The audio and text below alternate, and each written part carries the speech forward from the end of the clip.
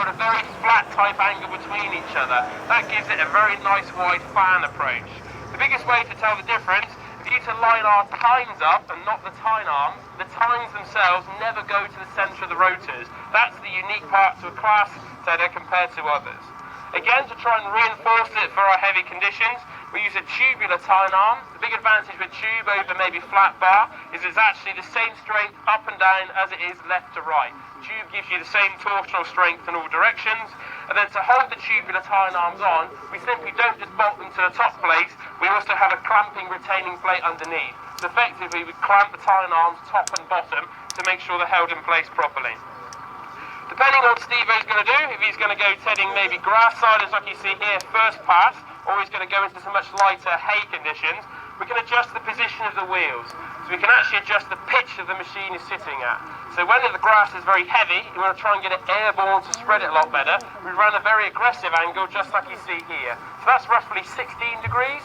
If Steve-O wants to turn it the opposite way, lifts the machine, removes the linch bin here, and then he moves the wheels further back, and you actually get to a 12 degree spreading angle. Because it sits ever so slightly flatter, it's much better at sweeping everything off the ground because the arc that the rotors work in is more parallel to the ground, but it won't throw it as far. But because you're throwing a much lighter crop, the spread pattern isn't really affected because you're spreading hay as opposed to the heavy silage you see here. The other bit that's standard on all of our machines is a spreading curtain. So this device here is designed to allow Steve-O to spread right up to a hedge or a fence, for example, move all the crop right up to it, but not throw it any further past the swath curtain. So this machine is a manual system. You simply pull the pin and fold it over. If Steve-O wants to, you can spend a few more pennies and then you can get a hydraulic system. So then have another hydraulic cylinder here, and then from the cab you can pull the spool valve, fold it down for headland spread, and then fold it back up again for in the field spreading. Okay, Steve-O, when you're ready.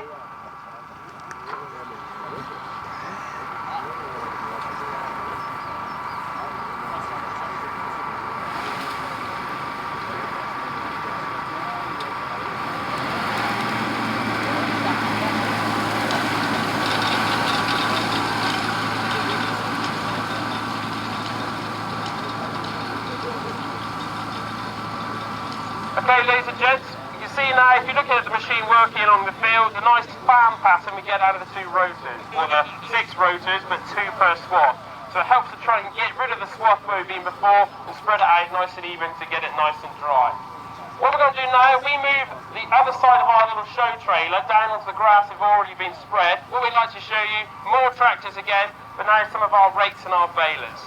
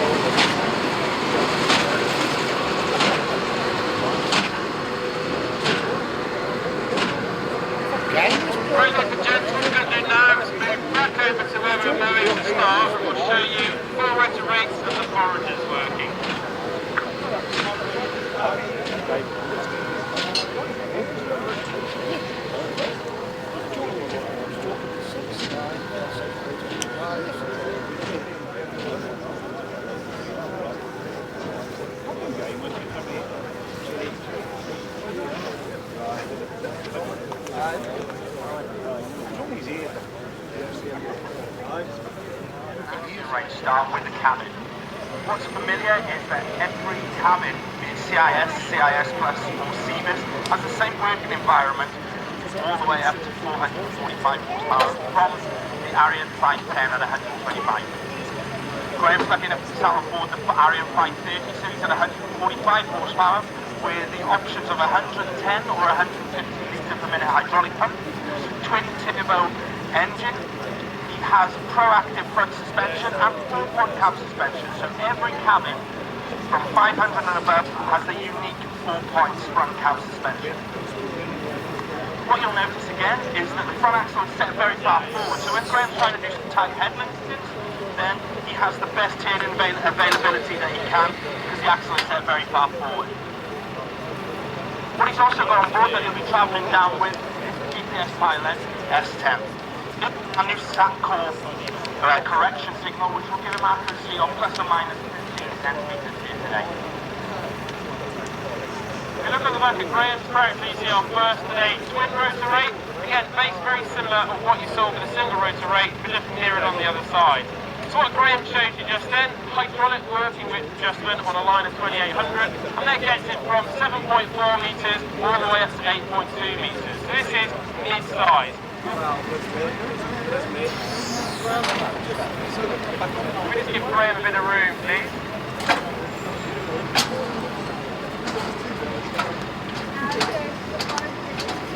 The other thing you'll notice, just as Graham's picking his rotors up there to get his working width set up, if you look at how the rotors are actually lifted, just like a plane coming into land or taking off. You can actually have the front wheels up first and the rear wheels down afterwards. The big advantage of that, if you imagine the rotors will be dropped, just like you'll see in a few moments, if the machine's working very undulating fields, we don't drop the leading rotor tines straight into the dirt. We actually have rear wheels down first and then onto the ground. Just follow the ground a lot better.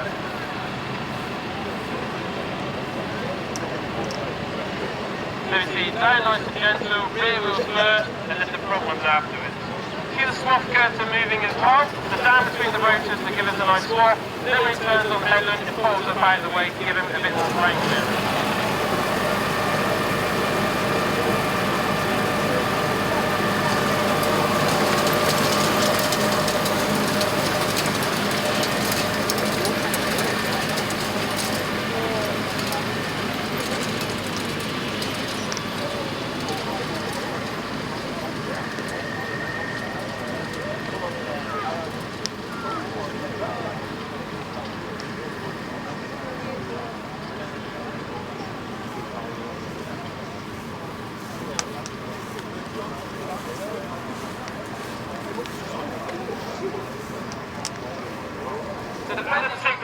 Lowers his link arm until he gets the two arrows lined up, then he knows he's at the preset working height for it.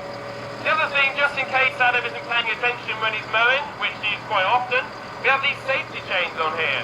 So the big advantage of the safety chains, if the link arms are actually to fall down out of where the ideal position is, the chains will then carry the weight. So chains are recommended, but not a mandatory requirement.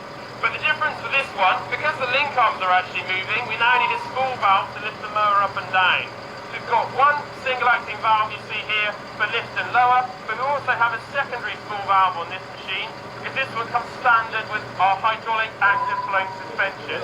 So what Adam can actually do is he can change the ground pressure of the front. Underneath, parabolic suspension is standard on all our wagons, as is passive rear steering. Then you can specify everything from a 500 to an 800 rear tyre, 22.5 inch like this, 26 or even 30 inch tyres, tandem axle or tri-axle to try and reduce ground compaction as well.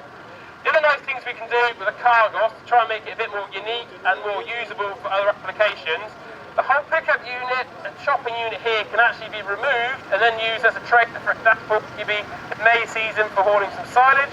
Then we've also got some few little features with it. So on the top of there, Adam's headboard is fixed in his loading position. What he can actually do is he can pivot it all the way forward. So if, for example, he's working with a forager like he will be shortly, he can have it vertical like that so the forager man can see the leading edge.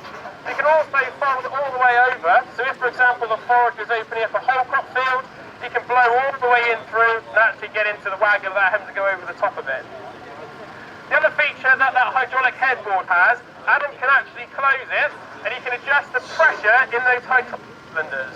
So part of the auto loading sequence, as crop goes into the machine and starts going north, it hits the headboard. Depending on how much pressure Adam puts in the headboard, as soon as it moves that headboard, it then triggers the floor to move backwards. So one part of our auto loading system is how high the crop is going, measured up there on the headboard. The other part of the auto loading system is done on the so we actually have a sensor on the rotor drive line, so especially in wet conditions we probably set the rotor load as the gear point to move the floor. Dry conditions you probably go to the headboard, it'll start climbing up and over the sides of the machine.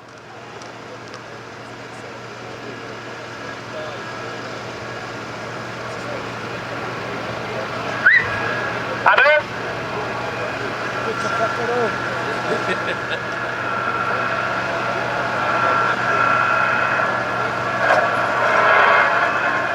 There we go.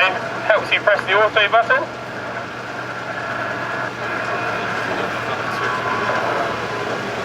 So as you see the machine working away from it, if you look under the middle of it, you see the little ground roller. So again, that's carrying the weight of the pickup if he drops into ruts, for example, to try and keep a nice clean sample going into the machine.